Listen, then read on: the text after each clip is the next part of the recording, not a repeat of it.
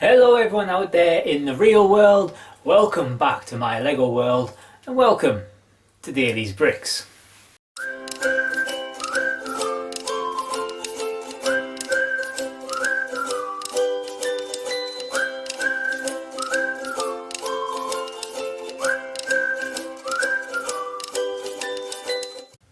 Hello everyone, so welcome back.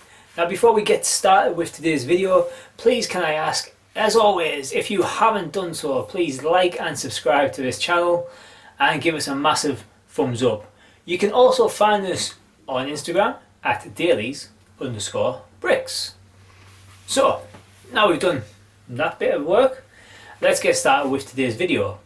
Now a couple weeks ago, we showed you Lego City update number 4.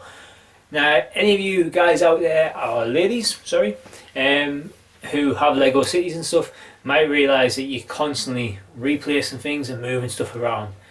So we're going to do another Lego City update because we've had quite a big move around with our Lego City over the last couple of days. And we want to share that with you because obviously I don't want you seeing other videos and thinking, wait there, things have changed. Not that I've got that many fans, but still. The thought is there, all about you guys. So we're going to give you a quick update about the city, what's happening and what some of the plans are going forward. Okay, so one of the reasons why we did this big change up in the Lego room is, you might be able to see, we've got these road plates, the new Lego road plates on our roads. Now previously we were using a custom built one, so some black tiles with yellow tiles, and while they're great, we've seen a few cities with them and there's some really good Lego YouTubers out there who have these in the cities and they look fantastic.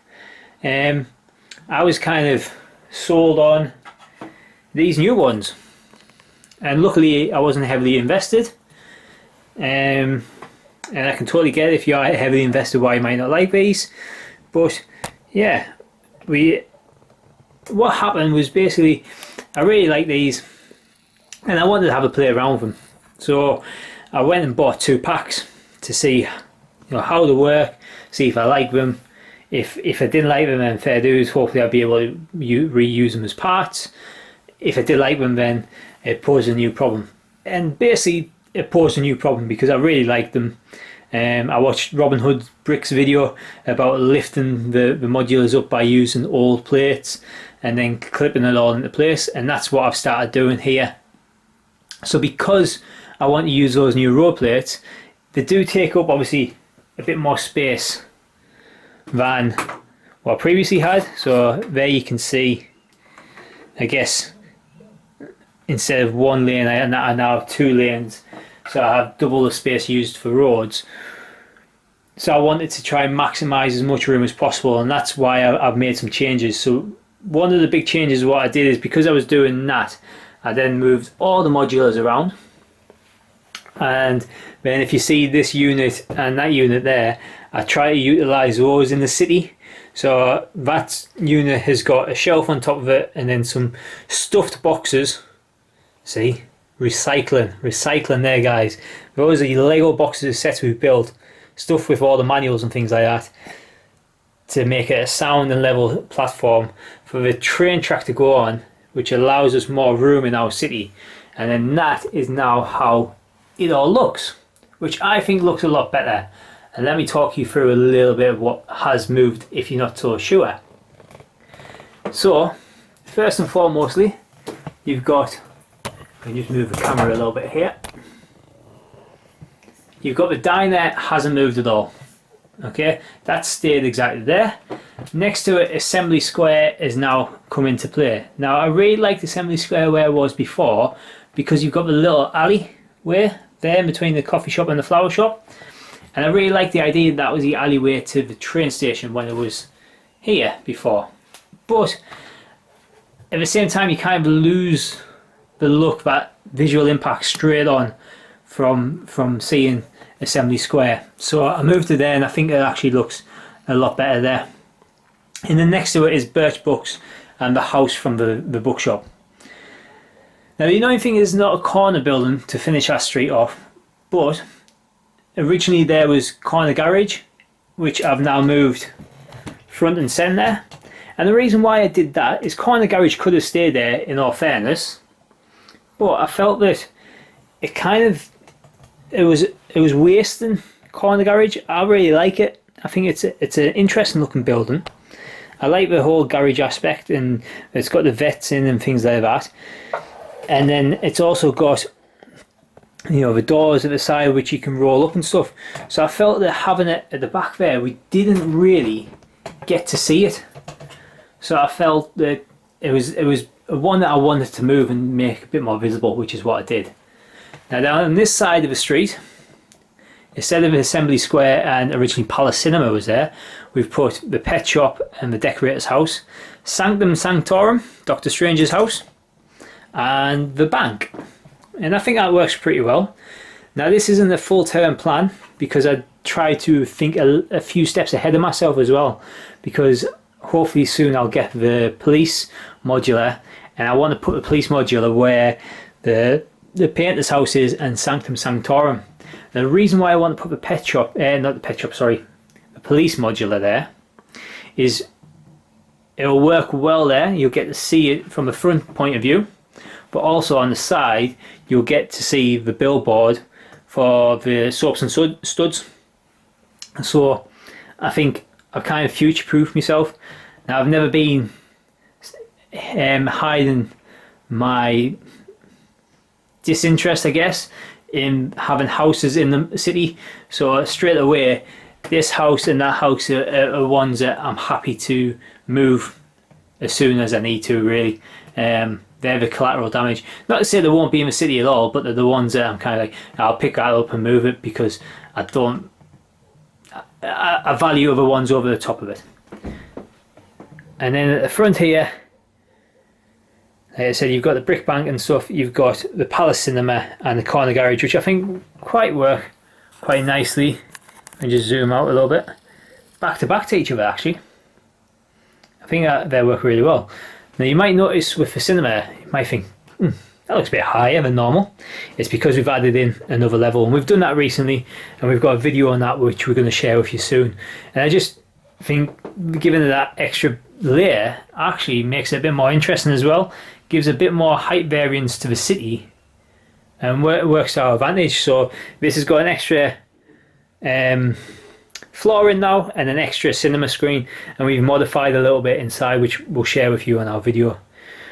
So that's a state of play there. Next to the cinema, you might see the Daily Bugle building there. Again, that's just a temporary spot.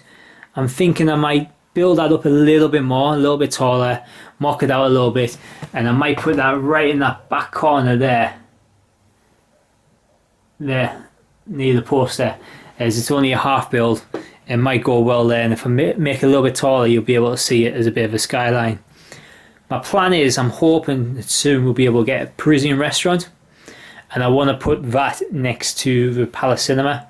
The reason why I want to do that is, if you can see, and you might know, we've been building a canal walk, which is currently under construction, as you can see here.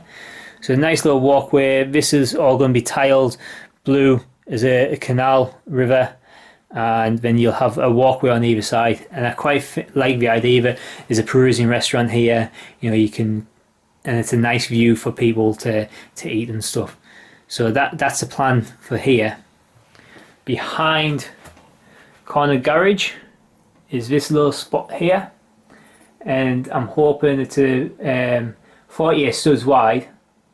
I'm hoping to get one day the Spring Lantern Festival and use that there as a bit of a kind of a park for people. So future-proof yourself a little bit in the city, and I'm thinking that looks a lot better in our new kind of setup than our last one. Now, I did touch on it earlier.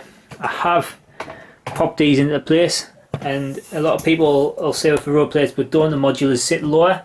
These don't, because we've lifted them up. As you can see there, we've got a lovely curb going up, and then the houses and the buildings and things. And how we've done this is using that Robin Hood bricks method, where you use plates underneath your modulars, and then you kind of build up on there.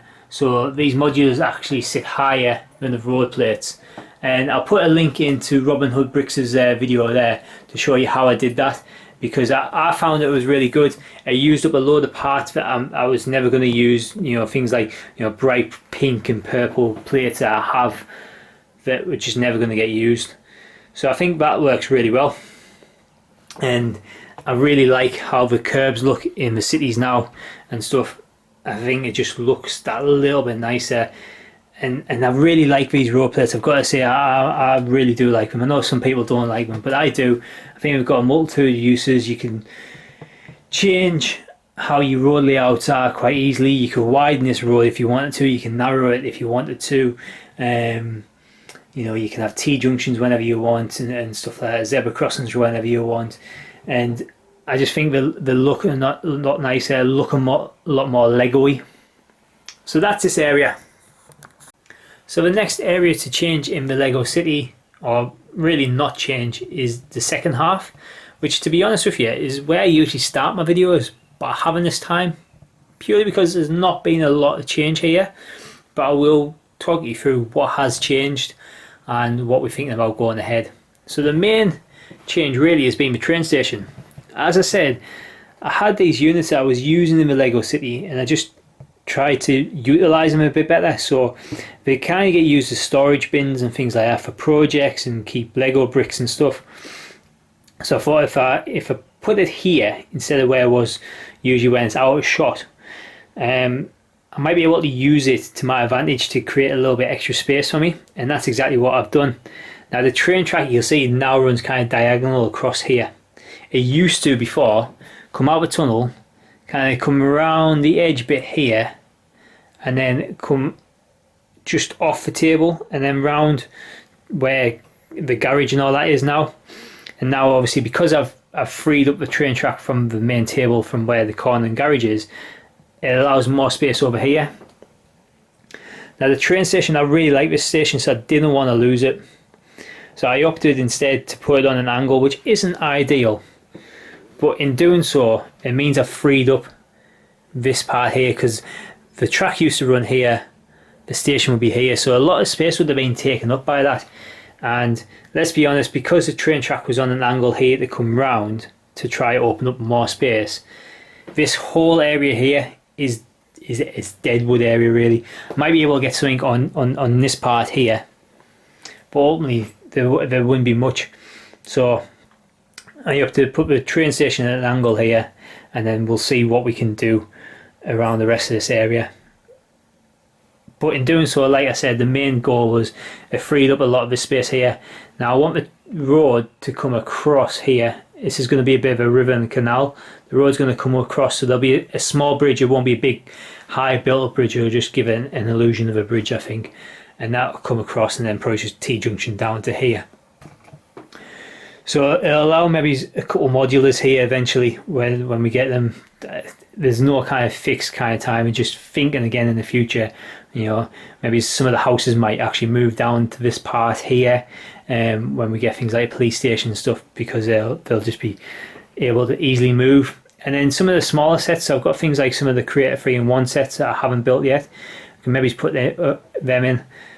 You see how Canal Walk, this is going to go up and go around as well, so some of that space is going to be taken up there, up towards the shrimp shack.